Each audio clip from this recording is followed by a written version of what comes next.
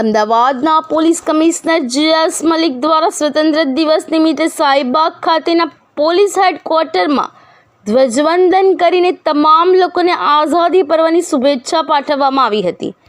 Police commissioner દ્વારા શહેરમાં સુરક્ષા જળવાય તેને લઈ ચર્ચા પણ કરવામાં આવી હતી.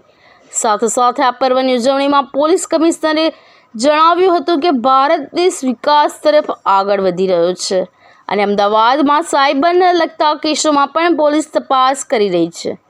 પોલીસ કર્મીઓને મેડલ એનાયત કરવામાં આવ્યા હતા. રાષ્ટ્રપતિ મેડલ મેળવનાર પોલીસ કર્મીઓને સીપીના હસ્તે મેડલ એનાયત કરાયા છે. સાથે સાથે પોલીસમાં ફરજ બજાવતા પોલીસ કર્મીએ આપઘાત કરતા તેમને શ્રદ્ધાંજલિ પાઠવવામાં આવી હતી.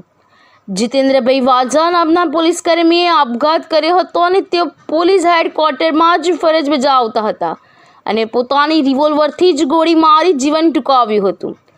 વધુમાં તેમણે કહ્યું હતું કે સ્વતંત્રતા સેનાનીઓને વંદન, જે જવાનોએ પોતાનું જીવન માતૃભૂમિને બલિદાન કર્યું તેમને પણ વંદન કર્યા.